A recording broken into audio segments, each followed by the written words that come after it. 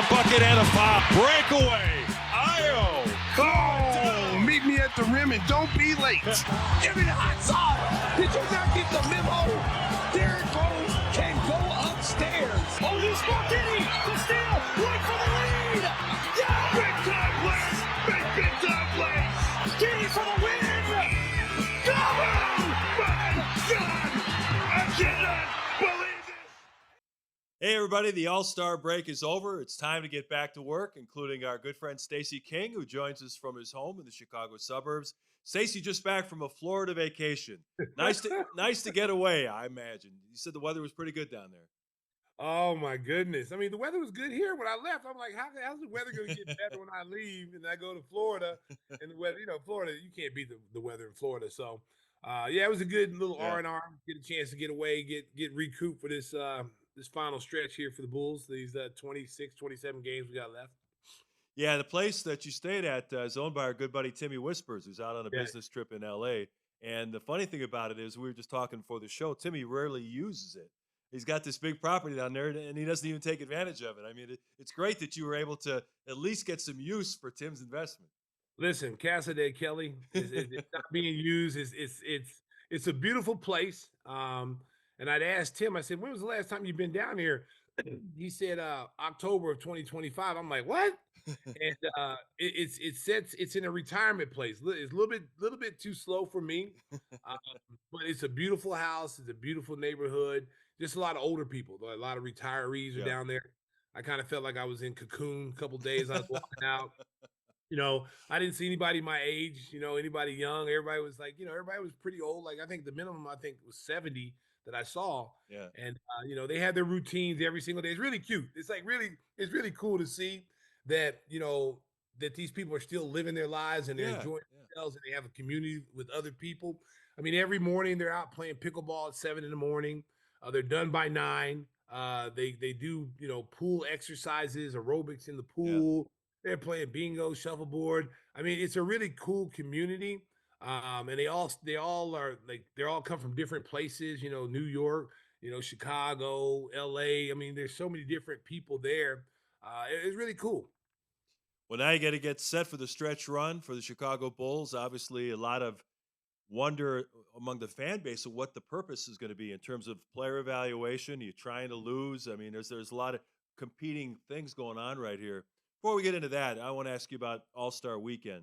Did you get a chance to watch any of the festivities? Obviously, you were on vacation. You were doing things outside. But the format worked. But I think the reason it worked for the All-Star game was because the way they divided up the two U.S. squads, they had the young guys against the old guys. So they each were trying to send a message. And, of course, the international guys were representing their country. They didn't really have Luka or Jokic, who only played 5 minutes because they were coming off injuries. But I think it worked more because of the way they divided the teams rather than having 4 12-minute games. Well, here's what's going to happen. It's going to be a changing of the guard at some point. Yeah. LeBron's going to be gone. Steph's going to be gone. Kevin Durant's going to be gone at some point. What you're seeing is this younger generation of players. Anthony Edwards is leading the charge. They're very competitive. They understand what the All-Star game's about. Cooper Flagg. I believe Modest Buzelis is going to be in that group at some point. These guys are competitors. They want to compete.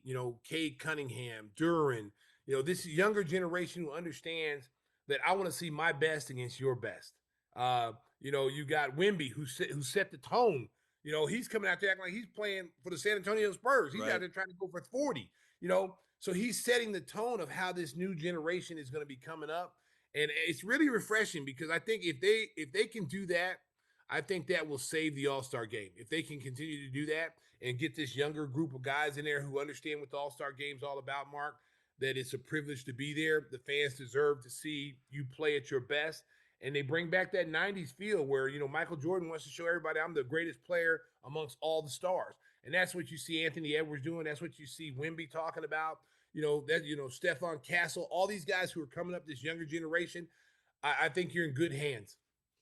It was interesting watching those games. It was a round-robin tournament, and I mentioned the older team. They had LeBron and Kevin Durant, and then Kawhi Leonard in the game against the international team had 31 points in 12 minutes. Kawhi Leonard's an interesting study because he's missed so many games because of injuries, but he's got 2 championships. He won one as a young guy with the Spurs. He won the one in Toronto when he played that 1 year with the Raptors.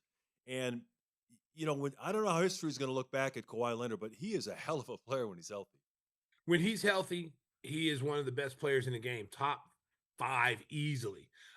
Injuries have slowed him down, but at the same time, when he's out on the floor, man, I mean, there's not a better two-way player in the game.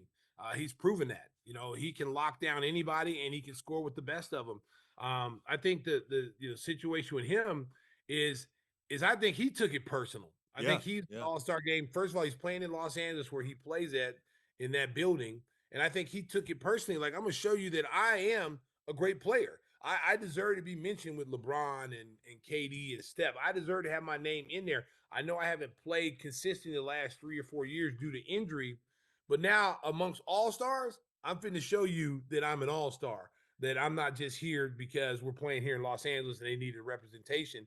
I'm show you that I'm one of the top 5 players in the game. Wonder what his future is going to be like, because obviously the Clippers are kind of blowing that thing up. They traded James Harden to the Cavaliers. They traded Zubats to the Pacers. They did get Darius Garland back, who we both like. We've had him on the show before, a really good young guard. But I don't know what the future is like with the Clippers. It's a weird situation. Their owner Steve Ballmer has so much money, but I don't know if they're committed to building a winning team out there. Well, they're going to build a winning team as long as Kawhi Leonard's there, because he's not going to want to play in a situation where he's in a rebuild situation. Okay, he's not in the deep part of his prime yet. He's still got a lot of basketball left, and he doesn't. In my opinion, this is my opinion. I could probably say he doesn't want to be in a rebuild situation. And the way it looks right now, shipping James Harden out, Zubats out, that you're rebuilding. But I don't think that's the case. I think Bomber's going to spend the money to build around Kawhi. I think they're trying to put the right pieces around him. I think, James Harden kind of wore out his welcome there because he wanted an extension. They weren't willing to give it to him because they see James Harden every day. We as fans and announcers and media people, we don't see James Harden or Zubats every day at practice and what they do behind the scenes. The team does. So obviously they felt like those two guys, they could do better if they go out and spend money on free agency. If they're lucky enough to get a draft pick, they could do better. But I don't see them just tearing it down and saying, let's rebuild, let's trade Kawhi Leonard for pieces. I think he's there for a reason. He chose that team. He could have went to the Lakers. He chose the Clippers.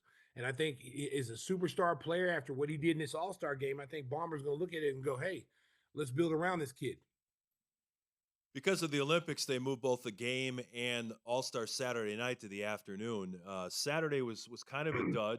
Damian Lillard won the three-point shooting contest, which was kind of cool. The guy who was rehabbing from a torn Achilles came out and didn't really jump a lot on his shots from three-point range, but he was able to beat the field. It was a pretty good field too. So I thought that was pretty cool. But the dunk contest was a real dud. Yeah, you know what? I wish Matt McClung would have went. Yeah, for a couple of reasons. My own selfish reasons for him, because he's in the Bulls organization now. The kid deserves to be in the NBA. He's a proven NBA player, not a fringe player. He's a guy that should be on a roster. He understands what the dunk contest is all about. He's a showman. He's got crazy dunks. He did a dunk on the Instagram I saw. Oh yeah, that was cool. Would have won the contest just doing that dunk. He would have won the contest. And then I know he's kind of like, I don't want to do it again because I don't want to be a guy that's just known to be a dunker. Yeah. But at the same time, he had a chance to put his name in the history books of the dunk contest. Because let's say they shelved the dunk contest the rest of the time now. Okay, he could have been the first 4-time NBA dunk champion. Right. And that's nothing to turn your nose about. I mean, you, regardless of who's in it, it's still an NBA dunk contest, and you are a long shot to even win the first one. You're a long shot to repeat as the second one. And then you're a long shot to even no way in the world he can win 3. Right. Or let alone 4. And then he would have won this one too, because the dunks in this contest were terrible. Yeah. Yeah. It was not a fun one. So it was so bad. I was like, man, if I had been 5 years younger, maybe I could have there, Mark. I got a shot. That Jackson Hayes dunk from the inside the dotted lines, that was terrible. I think he was trolling, because there's no way in the world he did that dunk on purpose. Like he had to. He was just trolling. I believe he was trolling. Carter Bryant was okay. If you could have got that last dunk Yes, to go down, he would have won because he should. he I was think the he guy that should. had the most creativity. I think he should have won. I think they should have cut him some slack because he was the only one out there with any kind of creativity, what he was Yeah, doing. And he was really, he was really putting on a show. The rest of these guys, I mean, come on, some of these dunks we've seen a million times. right. You know, Keyshawn I mean, Johnson just wanted to dance rather than yeah, dunk. yeah. I mean, if there was a dance contest, he would have won. Because he was doing all these dances. I was just waiting for him to start twerking. I was like, hey man, hey, but this not an after hours club, bro. Like we're here for a dunk contest, So, but he won. Congratulations to that young man, because that's still a big honor for Sure. anybody in Yeah. that contest. I wish Modest would have tried and got out there. Modest probably would have won. I thought Modest was like, the last year as a rookie. I think the nerves settled in. Yeah. It was a little bit different. But he came back this year and won the MVP of the Rising Stars Rising game. Stars. Yeah. Yes, and then you saw in that game, even though it was a game, of his peers, you see that kid has the ability to be something special.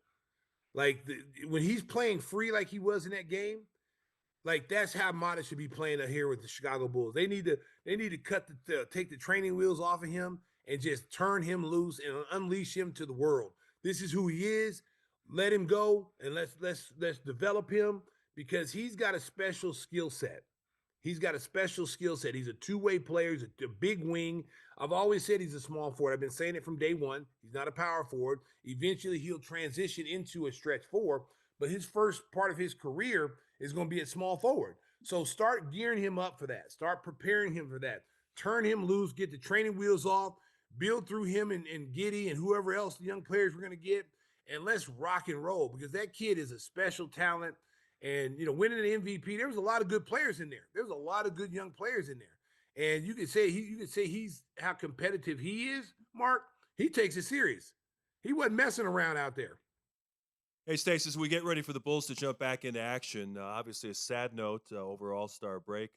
Billy Donovan's father passed away. We want to send our condolences out to him. I get a chance to work with Billy Donovan III, the head coach of the Windy City Bulls. Of course, that's his grandfather, and just a great basketball family, the Donovans.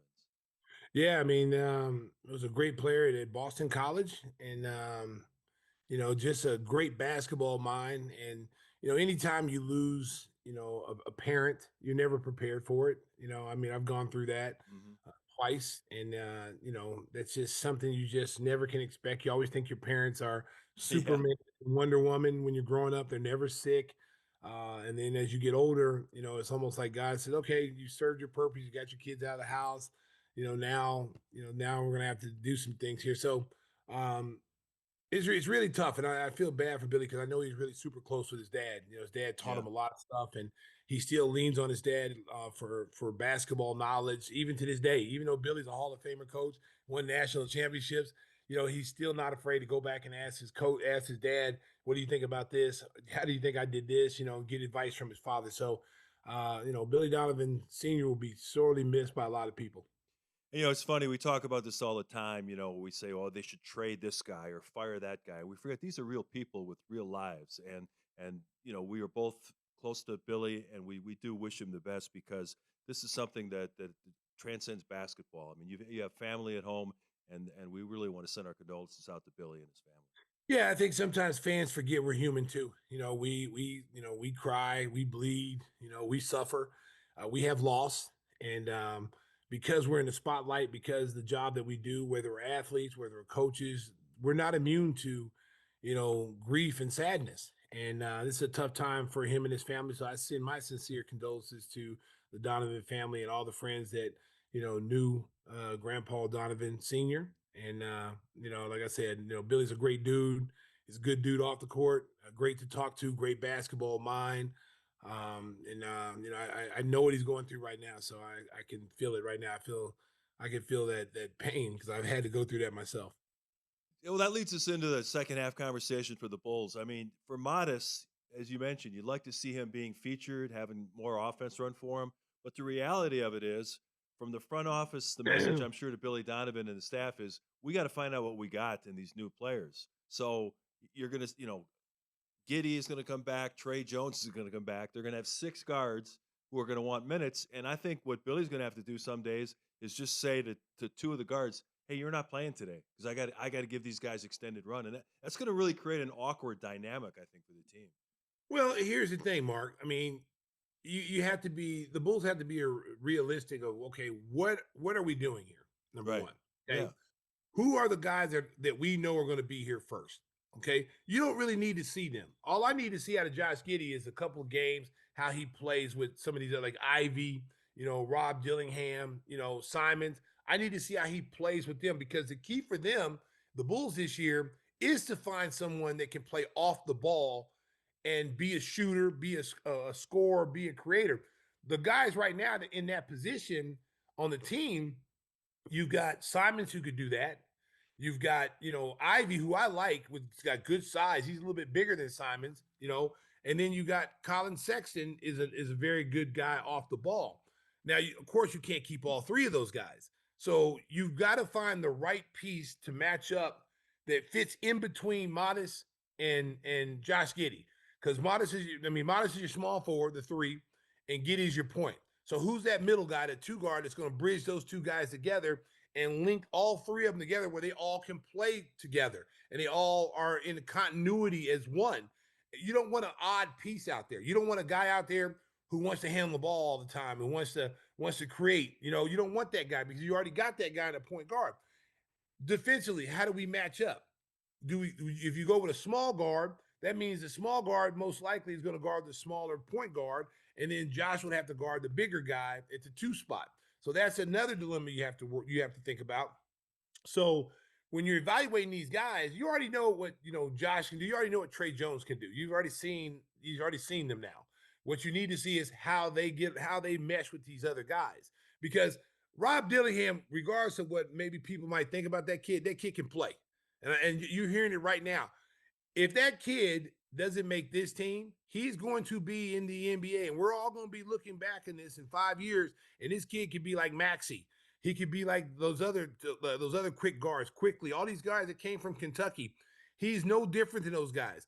He's got a quick burst. He's got a quick first step. He can play at this pace. If you go back and look at him in Kentucky, some of the things he was doing, it translates to the NBA. It's just he doesn't have enough experience at the NBA level, and this is the time for him to get that experience by playing on a team like the Bulls, who are basically not playing they're not going anywhere. So you need to develop and see, like, can Dillingham actually play? Because if you keep him, then that thing's a limit with Trey Jones. Trey Jones, some people become expendable because he's still under his rookie contract, and I love Trey Jones. I don't want Trey Jones to go anywhere. But you can't keep 6 or 7 guards on the NBA roster. It's just impossible. Not enough minutes to go around. And then, you're going to get people frustrated because, look, I'm used to playing 20, 30 minutes a game. Now I'm playing 8 minutes a game. You look at a Javon Carter who came here used to playing 26, 27 minutes a game and then couldn't even get off the bench, couldn't get minutes. So, that's frustrating for these guys. So they got to decide what they're going to do, what direction they're going to go, what their team needs are, who fits best with the two pieces that they already have that they know are going to be here in Giddey and in Modest. Well, realistically, on the defensive end, you can't play Dillingham and Giddey together because that would be disaster. That would be like I-pass lane, guys just blowing by. Dillingham is not. I watched the game within the game. But he's small. I mean, he's small. He's gonna post him up, take him in the paint. He's small, but that's why you have team defense. That's why you have team. There's always been small guards in this league. Muggsy Bogues, Spud Webb. There's always been small guards in this league. If you're a good tactician and you have a good defensive coach, you know how to help those kind of players. You're in position to help. If you don't leave a guy out there by himself and say, "Hey, go out and stop so and so." The way this league is set up now, you switch everything. Yeah, he's small when you switch him on a center, but when he plays people his own size, he's not getting beat off the dribble. He's not. Watch the game. Watch tomorrow night.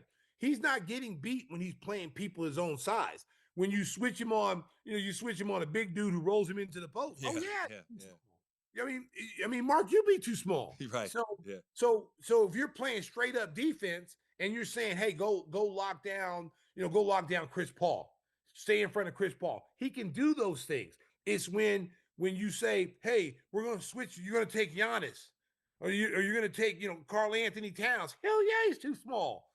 Anybody in the NBA is too small to guard those guys. That's why switching is so bad in this league, and that's why you get so many mismatches. And I'm surprised teams still go to that, and still rely that on defense, because that's where all the scoring's up. That's why all the three-point shooting is up. That's why there's so many wide open shots, because you're constantly playing catch up in switching defense, constantly.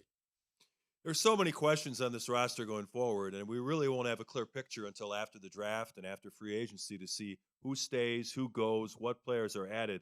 But we know that Billy Donovan loves his three guard lineups. And if he continues to do that going into next season, that's going to pigeonhole Modest at the four when, as you said, he's probably better suited to be a small forward. It's all about roster construction, and there's still so many questions out there right now. You listen, you can play a three-guard rotation a few minutes out of the game. You can't rely that being that's your bread and butter, because in this league now it's starting to transition back to bigs now. It's starting to transition back to the big fives now. Okay, so when you got a big five at 6'11", 7 feet tall, it's starting to trend back to that way. Okay, so Modest, you gotta commit to Modest. You got to commit to him, and he's a small forward. He's our small forward. The problem is what you have is a guy like Isaac Okoro. Okay, he's a small forward. He starts the game at small forward for the Bulls right now. Modest has to play the four. I'm just an armchair coach. I'm an armchair guy. Okay, I say Okoro comes off the bench, and then you move Modest to the three. Your point guard is Giddey. This is just off the top of my head. When the team is constructed right now, Giddey is your one. You got Ivy as your two. Modest as your three. Now, 4 sticks, 5. I like Richards. I like Collins. Whoever you want to put there in that position, big. Now you look at that lineup right there. You got coming off the bench Dillingham. You got Simons or Sexton, one of those two guys. Whoever is affordable that can fit what you're trying to do. You have one of those two guys coming off the bench. You got Isaac Okoro, who's a very good defensive player. You can bring him in any position, not just small forward. You can say, we put you on a 2 guard. We want you to defend twos. He can do that. But the way it's set up now, the Bulls are awful small. And you got Isaac Okoro, and I like Isaac Okoro. But offensively, he's not – I don't want to say he's a liability, because he can score in transition and stuff like that. But he really doesn't – he's not a threat offensively at the 3 position. He's a good defensive player, but he lacks the offensive firepower that you need at that position to at least be competitive. I mean, give me 12 points a game. Give me 12 to 14 points a game. Get him in transition. And listen, that comes down to coaching, because you know that he's not a good 3-point shooter.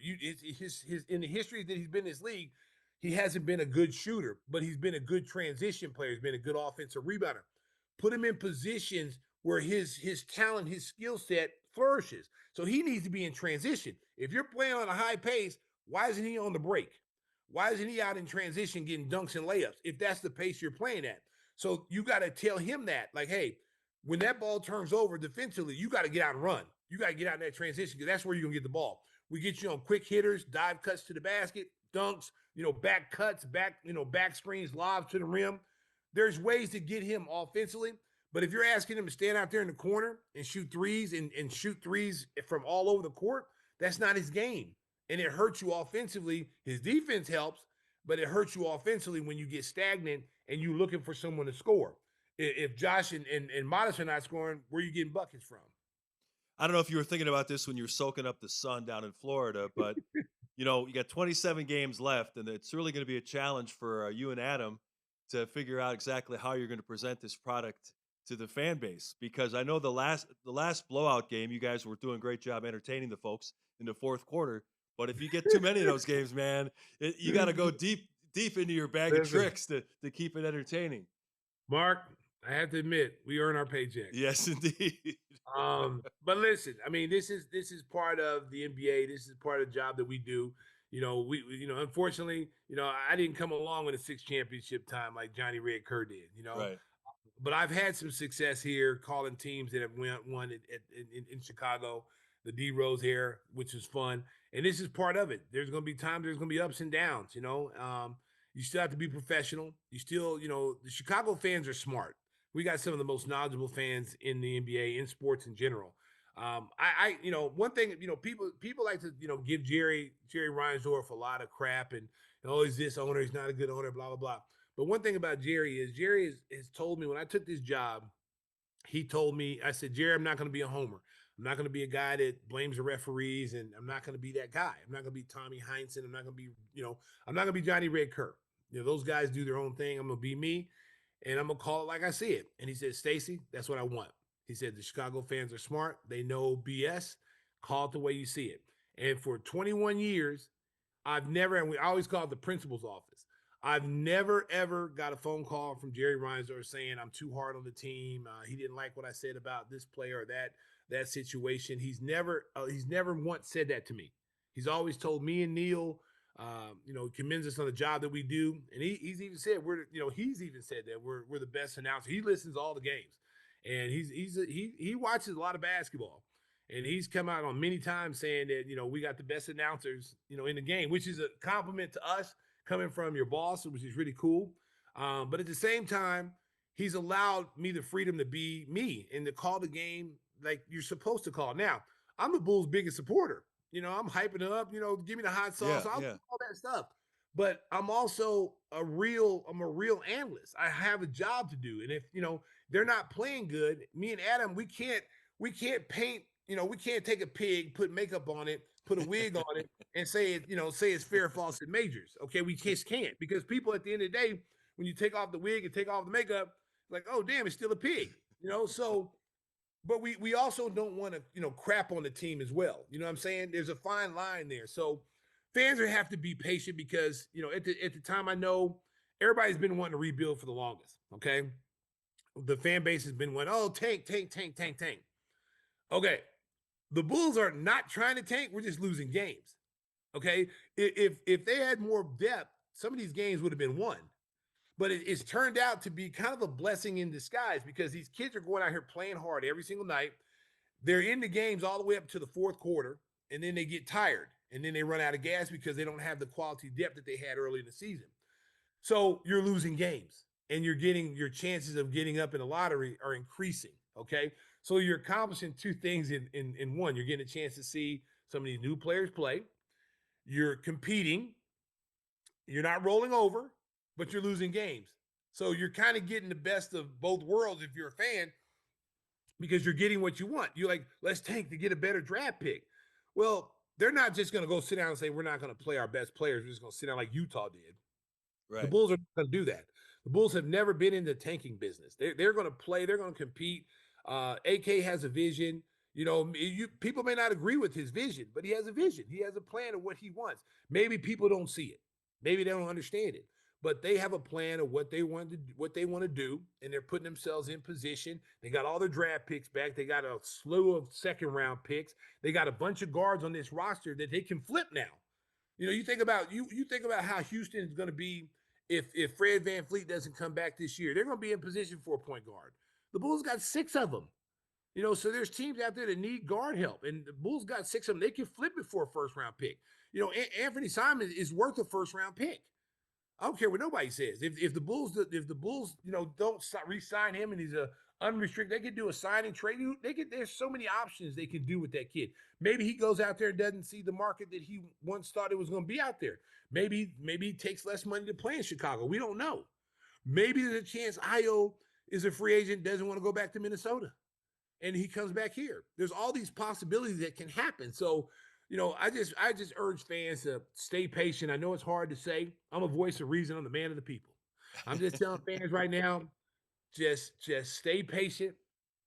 That's one thing about Chicago. We don't jump off bandwagons. We don't have fans. Our fans are loyal to this team. Okay, win, lose, or draw. That's what I love about Chicago sports fans and Bulls fans, Bulls Nation. They are loyal to their team. They just want their team to win. They want their team to be right up there in the playoffs and playing for something. It's taken us a long time to get there, but they're going in the right direction. You just got to be a little bit more patient. Just have a little bit more. Well, one guy who's always been a supporter of Chicago sports teams is our good buddy, Jeff Vukovich. If you have insurance needs, auto, home, and business, make sure to reach out to Jeff. He will treat you like royalty. Jeff Vukovich can be reached at jeffvuk.com. That's VUK.com. The phone number on your screen, 847-825-4939. 4783. And Stacy, I imagine you haven't sung this jingle in a few days. You got to get ready for the game against the Raptors. It's tough, Mark. I'm having a lot of fruity drinks, and alcohol down there. I don't know how the voice sounds right now, baby. Oh, nationwide is on your side. Oh, Stacy's ready for the stretch run. There's no question about it. Back from Florida, as good as ever. Let's talk about some storylines around the league. Detroit setting the pace in the East. They have the best record in the NBA now, Stacy. They've passed Oklahoma City. They're 40 and 13. They're doing some great things. A lot of people think they're a year ahead of schedule. You know, they're saying that the Knicks or maybe the Cavs have a better chance to come out of the East. How do you view the whole Eastern Conference race as we get going to the stretch run? It's going to be interesting. It's going to be a lot of fun. I mean, because I'm telling you right now, they're any of those teams, Boston, Cleveland, Detroit, New York. Don't sleep on Philadelphia. Uh, they could come out of the Eastern Conference. I'm saying my dark horse is Philadelphia because Embiid looks healthy now, and they look healthy. They get Paul George back from his sabbatical because he was starting to get healthy. Yes, he's playing better. They get him back. Yeah, he was playing better. They come back with a full roster, and plus their guys off the bench have played a lot of minutes this year, so they are really have really good quality depth. Embiid's just a different animal. It's like Jokic. When you got Jokic on your team and Embiid on your team, they're both healthy. They give you the best chance to win any series you're in. I think Detroit is going to be a tough out. I really do, because the more they play, the more they have to be, along with them in Oklahoma City, have to be two of the closest knit teams I've ever seen. Like, I mean, that's how we were the Bulls. And that's what happens when you win championships and you're playing for things. Guys make sacrifices, guys, pull for one another because they're all going for the common goal. They all believe that we're a championship caliber team, and they're all putting their energy towards that. There's no one bigger than the team. They know who the stars are. Obviously, they went to the All-Star game. They know who the stars are. The guys who are behind those guys are comfortable in their roles. Oklahoma City is the same way. They won a championship. Guys know their roles. They know, who's the main guys are, and they play those roles to the best of their ability, and that's why they have success.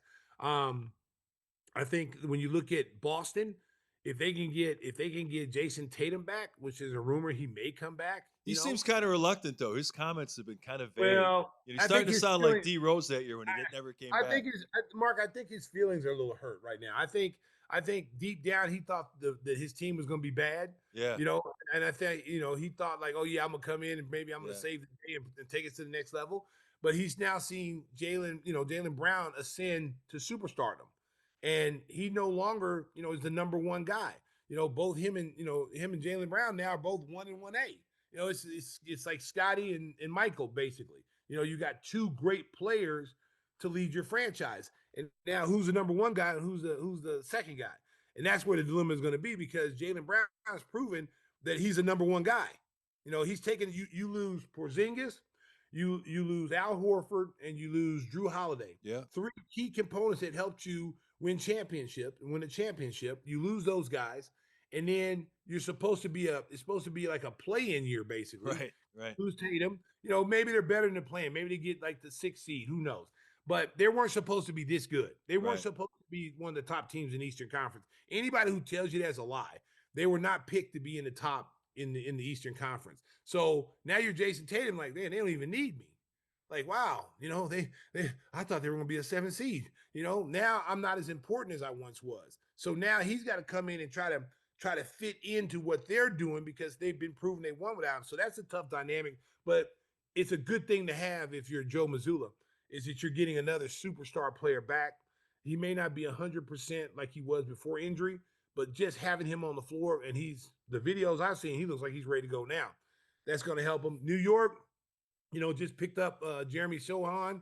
That's a big pickup for their bench. Gives them another big body, an athletic big that can handle the ball, that can pass, kind of a Draymond Green type of player for them. Right. He's a tough rebounder, tough defensive player. That was an upgrade for them, what they currently had coming off the bench. And they're playing well. They've seemed like they figured it out. They figured out Mike Brown. They figured out what they want to do as a team, and egos have been checked to the side now, for the betterment of the team. because it's Jalen Brunson's team at the end of the day. So everybody just had to understand that. He's not going anywhere. He's the captain. So you got to accept that. Towns and whoever else, you're number 2, number 3, wherever the rankings are, there's no one higher than Jalen Brunson. Okay. So they started to figure it out. So they're a team to keep an eye on. And then like Cleveland's scary because now you got an experienced guard in James Harden there. Okay. He's very durable. He doesn't miss games. So you ain't got to worry about him not being in the playoff series. Well, except he disappears in game 6 and 7. Well, unless he's going to go get lemon pepper wings, maybe if you're Cleveland, maybe you just send in a wing stop in the city so you don't have to go anywhere. Okay.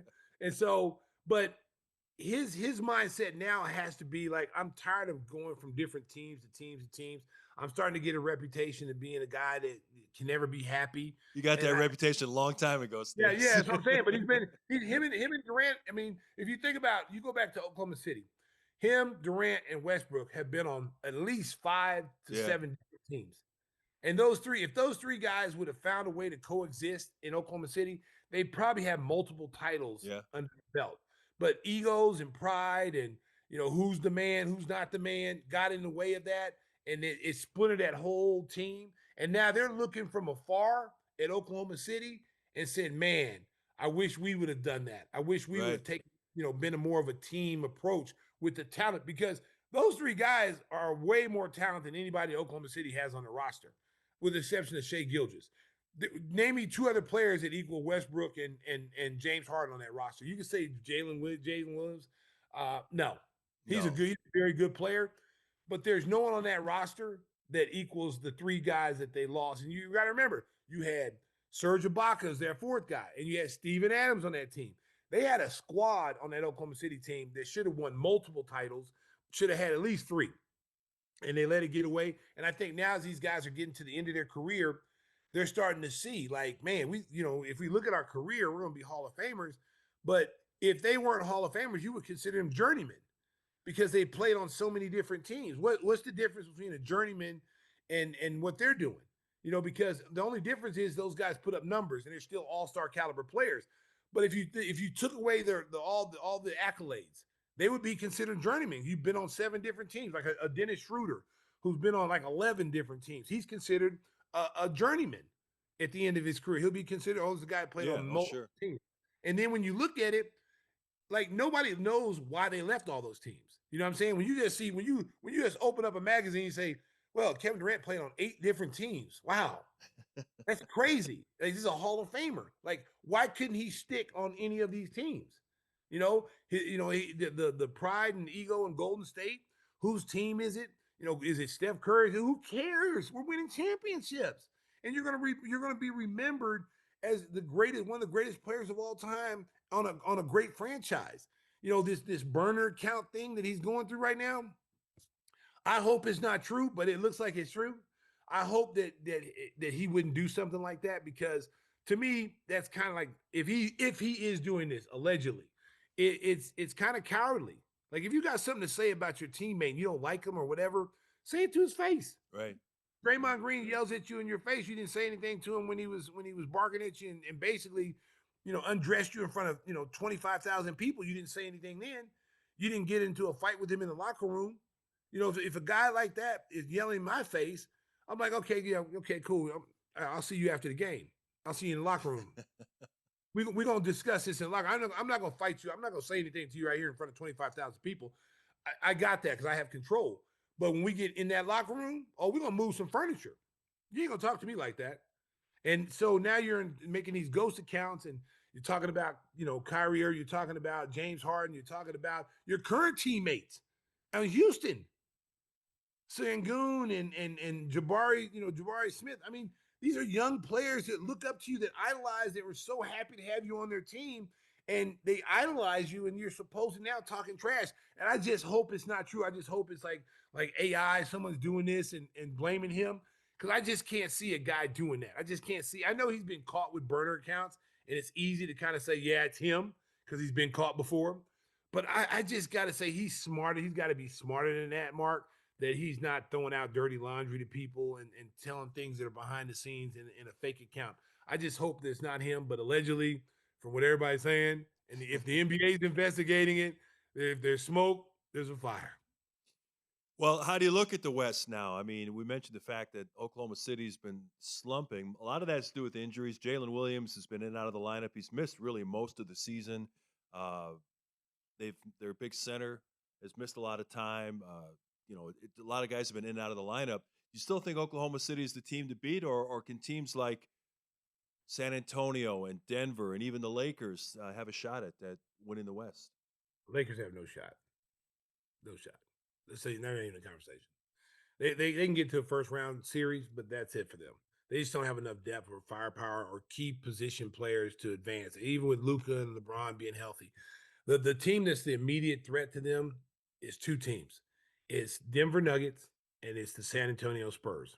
Those are the two teams that's the intimate threat to the Oklahoma City's dynasty. Okay. Now, I've said this about any team that's winning championships now. It is so hard. You have to be mentally tough to win back-to-back three-peats. You have to be mentally tough. The grind that it takes to win those titles. The first time you get one, Mark, it's like having 1,000 pounds lifted off your shoulders, okay? You went through all the ringers, you lost some tough series, and you finally climbed the mountaintop, and now you're up there to the top, and you're looking down at all the teams that are still down there, the waste of the teams that you killed, you vanquished. You're like the king of the mountain, okay? What you don't understand is, and what teams, these young kids don't understand, that's why you don't see a lot of repeats. Think about when's the last time you saw a repeat. There's teams good enough to repeat, but they can't because it takes a certain mental toughness to understand that it's going to be even tougher this second time around. It's going to be even more harder than it was the first time. The first one was easy. Even though it was hard, it was easy because no one saw you coming. Yeah. They saw you had potential, but they thought you were a year early, 2 years early. So you kind of snuck up on everybody. Okay. And you were doing it, and you were doing a brand of basketball where guys were trying to get paid. Number one, they were on their rookie deals. They were trying to get paid. So they locked in. And then when they started winning games, it got contagious. Oh, let's just go ahead and win it all. But here comes year two. Your summer's short because you went so long in the NBA Finals. So your summer's short. So now you're like, man, season starts in like a month and a half, 2 months. Yeah. You're still partying. You're still going around feeling good about yourself. You're walking around. Everybody's giving you accolades. People know who you are now. Everywhere you go, people know who you are. And so you get caught up in the little summer partying. You don't work out as hard. Your coach tells you, hey, guys, it was a short summer. Don't worry about it. Come in. We'll work ourselves back in shape. Don't worry about it. If you're not disciplined enough, and with the way they practice, with the way teams practice now, they're not practicing. That's why you're seeing all these injuries. They're not practicing. So Oklahoma City comes in and they're dragging butt. They're dragging. Okay. They realize they get off to a good start because they're Oklahoma City and they play hard defense. They get after you. That carried them in the first part when they won like 26, 27, whatever it was, they start off. And then all of a sudden they ran into a buzzsaw with San Antonio. And they were rolling when they played San Antonio in the first couple of games. San Antonio cleaned the floor with them. San Antonio now, like, you're everybody's Super Bowl. That's another thing they don't get. When you win that championship, man, there is no nights off. The worst team in the league will play you like it's a game 7 and the title's on the line. Mentally, that's tough to do every single night. It's already hard enough to go through an 82-game season, Mark, with the travel, with all the things that come along with that. But every single night, it's a playoff game 7. You might come out and say, oh, we're playing Brooklyn. Oh, it's an easy game. We're not worrying about them. All of a sudden, Brooklyn comes beat you by 30 because you're not mentally into the game. Maybe you didn't study hard enough. Maybe you didn't go over the scouting report because you just thought you were just going to, it's Brooklyn. They've lost 30 games in a row. We're going to smoke them. No, you're every team's Super Bowl. When you come into their city, that's probably the first time they sold out in months because everybody wants to see Oklahoma City. Everybody wants to see Denver. You're everybody's Super Bowl. And that is a grind for 82 freaking games. And then you get guys get hurt. Guys are like, can they play? If it was a game 7, I could play. Well, I'm going to sit out. Then you mess up chemistry. Guys have to do different roles. Now the season's coming to an end. You got 25 games left. Now let's lock in. let's get ourselves mentally ready. No, you should have locked in October.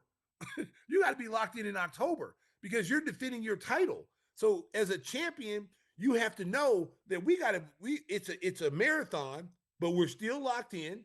We're still doing what we're supposed to do. We're approaching these games like it's a win or go home. And then you get to the end of the season. Now you can rest. If you dominated the regular season, you can rest your aging guys. They don't really have any old guys, but you can give guys minutes now the last 25 games because you already secured the number one seed like they did last year. They pretty much dominated all through the regular season. They were able to give guys rest. They were able to give guys nights off. But now you've been hurt, especially middle part of the season. Those guys have been hurt. So now you're saying, let's turn it on now. Let's turn it on now. And I will not be surprised, Mark, if you don't see a repeat champion in the next 3 to 5 years. I just don't see it happening because it's just people don't know how hard it is to win not just 1, 2, and 3. They don't understand how hard it is coming back after that first title to win that second one. Yeah, we haven't had a repeat champion since the Warriors in 17 and 18. Yep. So it's been a long run of long time one and dones. Stacey, we talked a lot last week about the tanking crisis and possible solutions. And Adam Silver was asked about it at his news conference during All-Star Weekend. He didn't really. No one's really brought up the idea that you had, about having zeroing out the records at a certain point. It seems like the one thing they're talking about a lot is setting the lottery at some point. Like at the All-Star break or March 1st. That way, it won't help you to tank because the order's already established. I'm not sure if that's the best thing. A lot of people in the media have even thrown out the idea of abolishing the draft completely and making all rookies free agents. I have no idea how that could possibly, because then the rich would get richer. The like rich they would always get do. richer. Yeah. The highest bidder would be, because then every team would be included. Yeah, right. And then that kid says, I don't want to go play in Brooklyn. I want to play in Los Angeles. Right. Everyone wants to go to LA and Miami. Yeah, now you're giving them choices. Now you're giving them choices where they can go.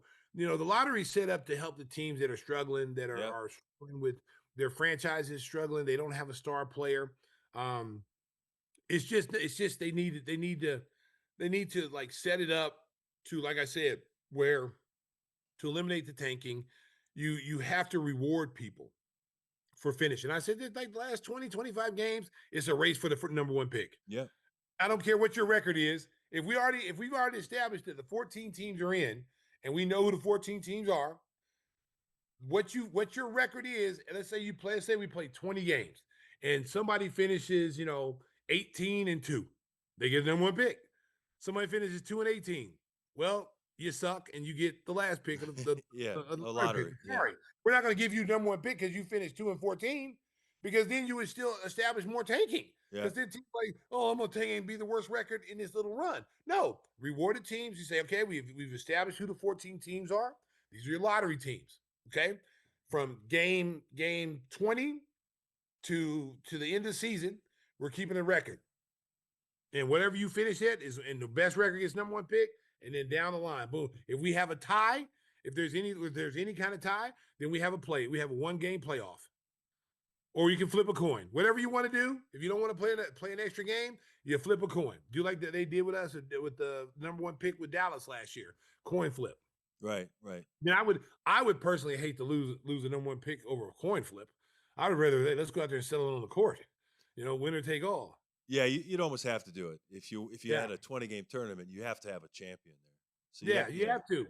But it's not, but like I said, they're always going to find a way to circumvent the tanking. They're always going to find, people are creative, because you can lose games early.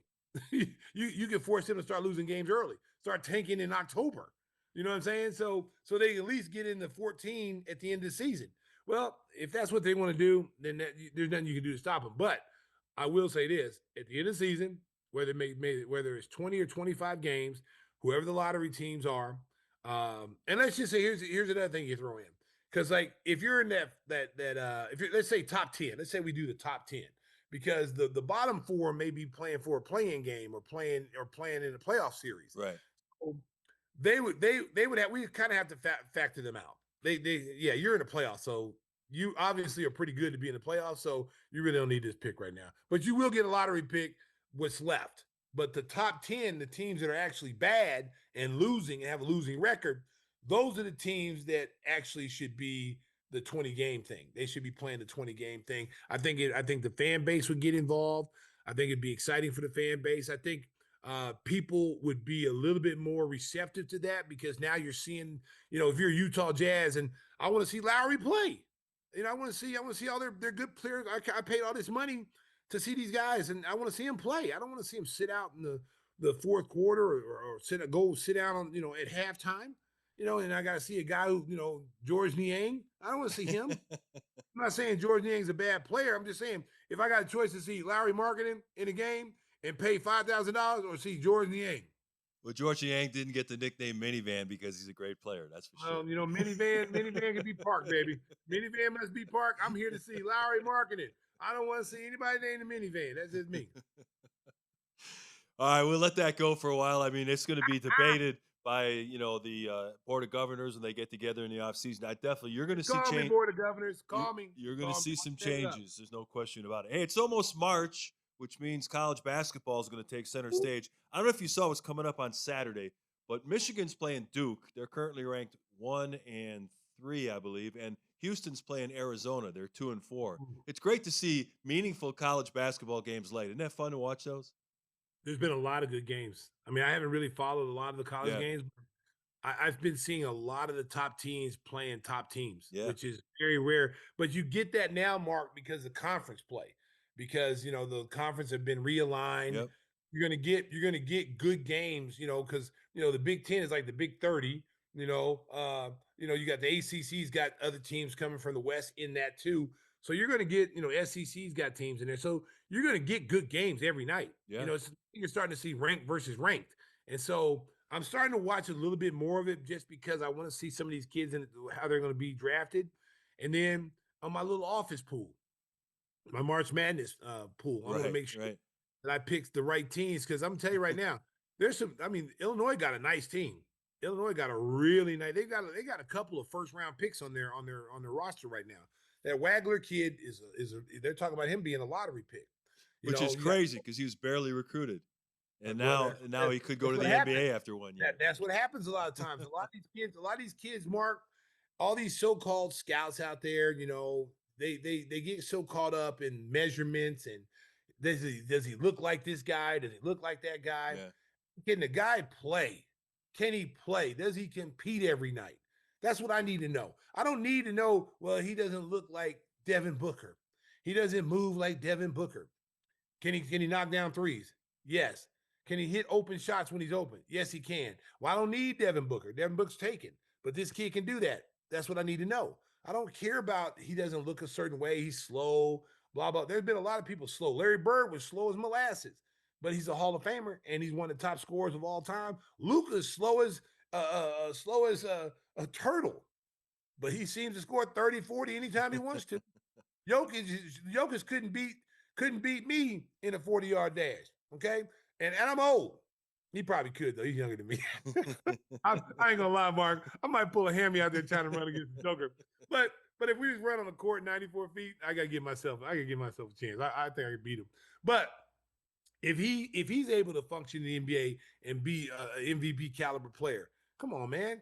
That foot speed, all that sounds great, man. But can he play? How does he play? How does he compete every night? Does he have a motor? I'm big on the motor, man. That's why I like that kid Sexton. Like I just love that he comes out every single night, no matter who we play, and he's in the game. He's talking defensively. He's like, he is fun to watch. Like you don't like him when he's on the other team because you think like, oh man, maybe this is an act because you only see him a couple of times. But when he's on your team, no, that's him. Like he talks to himself. He probably has a conversation driving to the arena with himself. Hey, Colin, we got Charlotte tonight. What are we gonna do? Well, Colin, I think if we fight through the screen and we get a little backside help, I think we'll be okay. That's a good idea. What about offensively, Colin? Well, I'm just gonna do what the defense gives me. They give me open shot, I'm gonna take it. He's just constantly he's refreshing to look at when he's playing because he just plays at such a high level. And I think that's where scouts always get, mixed up a little bit, is that they get caught, if the pick is not sexy. You know what I'm saying? Everybody's not talking about a certain guy. Okay. He's not like everybody's talking about Boozer. Everybody's talking about Demanza. Everybody's talking about Caleb Wilson. They're talking about all these guys, the kid from Kansas, Peterson. Right. Everybody's talking about them. It's the guys they're not talking about, the guys that are flying under the radar. There might be someone that goes in the draft from like 10 on down that could be the best player in this draft. We don't even know about because they're so focused on so many of the high ranking guys. And if I'm I seen this kid Darren Peterson play, and he's a phenomenal talent. He's phenomenal talent. But I got to be a little nervous taking him because the fact that when you're missing college games and sitting out college games and not feeling good or I'm hurt or this and that, and you're taking yourself out of games, what do you think is going to happen at the pro level? And he's only getting paid, he's getting paid like $4 million. What's going to happen when he's making 10 and 12 as a rookie? And he says to whoever drafts him, Washington Wizards, let's say he goes to the Wizards. Yeah, I'm my toe hurts right now, and I think I'm gonna sit out this game. I might play on Wednesday though. Check back with me on Wednesday. I've seen this kid take himself out of games, and I'm sitting there going, wait a minute, he's supposed to be one of the best players in the game. And at college, when you're a freshman, when you're playing college basketball, Mark, it's so different than playing pro ball because it's the crowd, the student body, the energy when you're in your arena. Like you're not playing, these kids are playing for money now. Back when we played, it was the pride of the university. That name on the shirt and the student body, walking on campus, your superstars on campus and having the fans cheer for you and listen to your theme song, the fight song coming down the tunnel. That's what we played for. Yeah, the ultimate goal was to get to the NBA, but every Monday, Wednesday, and Saturday, man, it was college basketball was it. We didn't care about oh, are we going to go to the NBA? We didn't care about all that stuff. We tried to win a national championship, and we bought into that. Now that you've involved money, these kids are pros now. Right. They're everybody who gets an NIL salary, $4 or $5 million. You're a pro. So they look at the game as being professional athletes, and they see what the NBA players are doing. Where do you think they're getting their mindset from? You're sitting here watching, let's say, Kawhi Leonard miss games. Oh, Kawhi's out. Load management. You got these kids saying, I need load management at 17. What? Load management at 17? Man, if I'm Bill Self, I'm like, look, give me some of that money back. Yeah. We paid you to play, 36 games. That's the most we can play in a college season. We expect you to be here for 36 games. Now, if you're hurt, injury, and legitimately, okay, we can deal with that. But just sitting down and resting because you're saying you don't want your stock to go down, you're hurt, you don't want your stock. Listen, he's missed some big games for Kansas. Like he missed that Iowa State game when I guess Iowa State was number 1 and they won without him. That wasn't a good look. No, it wasn't good for him. That was not a good look. You didn't show up against the number 1 team in the country and they won without you? Yeah. And you sat out because you got sick, you were supposedly sick at shoot around? I don't know, man. It's a different game, Mark. But well, I'd be a little hesitant. I'd have to do my homework on him before I drafted him. Yeah, a lot of people complain about the way college basketball's changed with the transfer portal and the NIL, but I tell you what, the NCAA tournament is still one of the best events in all of sports. I mean, March Madness wins every year. And it's still at its purity. Because it means so much in March. Yeah. I mean, that first tournament game, getting down to the Sweet 16 to the Elite 8, it's must-see TV. Yeah. Everybody tuned in to March Madness. It's like the Super Bowl. It's like the Super Bowl of college basketball. Everybody and their mama is watching that game. Yeah. Everybody's watching the NCAA tournament. You're watching the Final Four, and it's going to be a great Final Four. And the teams that you think that might be there, the Dukes, the Houstons, all these top teams, they may not be there. Right. Yeah. Because there's some teams down there that got some super talented kids at these mid majors. And the thing about, like a team like, SMU or some teams like that, Tennessee, teams that have like enough talent to make a run in the tournament that with kids you never heard of. This NIL, the portal has made this a pretty much a fair game now. You think, oh, well, I'm getting this top player from Kentucky to transfer to Oklahoma, okay? And Kentucky's going to take a loss because they lose their top player. No, they just regroup and bring somebody else in there, okay? But there's a lot of teams that don't have the money to play in the big game sweepstakes to be able to get a top player, but they do get some good players. There's a lot of good players that ain't making 3 or 4 million. There's some good players that making 750,000 or 500,000 that are just as good as some of these guys making 3 or 4 million. Well, if you're watching us on YouTube or on Chicago Sports Network, you can see that Stacy's got his LA cap on. That stands for Lawton area, not Dodgers. But baseball gets started this Friday, Stacy. Cubs against the White Sox down in Arizona. You ready for the crack of the bat? Mark, I'm just listen. I'm just hoping that both our teams here in Chicago have a great season. Yeah, They avoid injury. The Cubs, the Cubs. they got a shot. They can build on what they did last year. Yeah. Oh, but they got to get off to a good start, and their pitching. They got to monitor their pitching because if they went out and got some free agents last year during the trade deadline and try to strengthen up their roster, they could have made a legitimate run. They made a nice trade picking up Edward Cabrera from the Marlins. Yeah. Good young pitcher, throws hard. Yeah, I would just like to see them get into the same. I don't say you got to spend as much money as the Dodgers, Right. but I would like to see them open up the checkbook a little bit and go get some really legitimate, talented guys to put you in position to always be at least at the door of a World Series. You know what I'm saying? You're at the door trying to get into the party, okay? And all you got to do is just kick the door and you're in, okay? Right now, they're kind of on the outside looking in saying, I wish they'd invite us. Tom Ricketts said the other day in Arizona that their goal is to get back to the World Series. It's been 10 years. It's time to win another one. They have to, man, because their fan base deserves it. You can't have that approach where we won one, so let's wait another 100 years. Okay, That's a long time. Yeah, it's a long time. Okay, so you got to get back. Like you owe it to your fan base because the Cub Nation has been loyal to them. They fill the park every day. They feel it every single day. Okay, and so same thing with the Bulls. The Bulls fans are loyal to the Bulls. They fill that arena every single day. We're one of the better road teams in the NBA. Our fan base travels.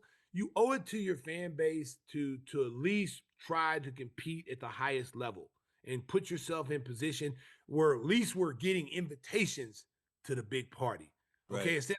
Instead of sitting there like Cinderella's sister and you're not getting invited to the ball, you're just sitting there, when are they going to invite us, Mark? I don't know, what do we got to do to someone even look at us? You know what I'm saying? You want to be one of the pretty people. You want to be one of the Brad Pitts. You want to be, Joe Lees. You want to be one of the beautiful people to get to go to the party. You don't want to be ugly duckling, baby. Because they're not inviting ugly duckling, baby. There ain't nobody asking an ugly chick to dance. They're not. Okay, Mark? Maybe some. Listen, there's somebody for everybody. I'm going to throw that out there. Because, there's an ugly person can ask another ugly person. It happens, okay? Man, I can always tell when we're getting near the end of the show because Stacy gets squirrely at the end of the show.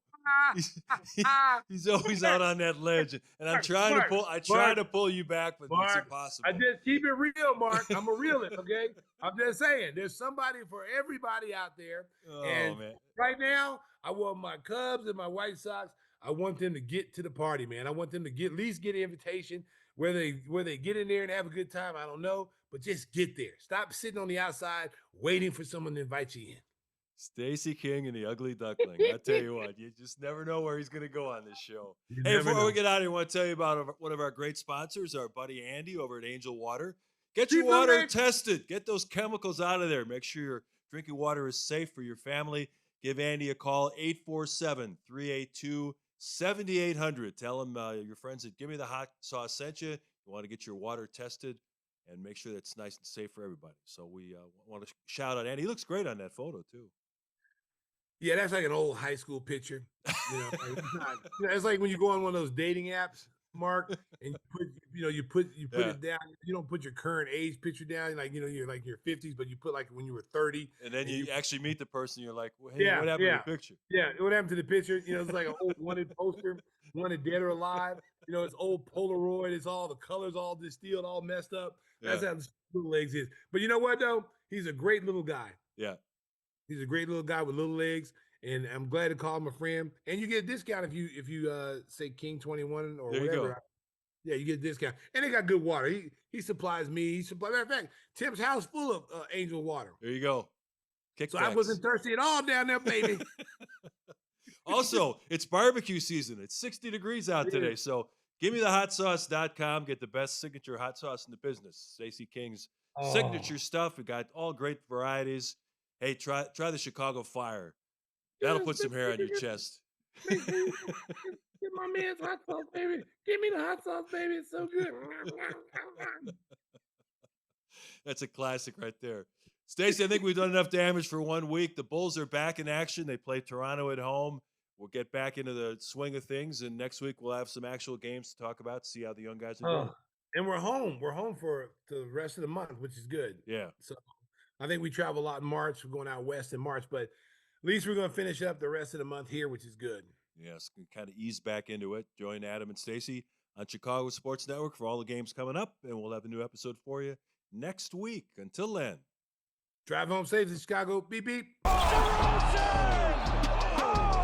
didn't come for the massage, he came for the facial.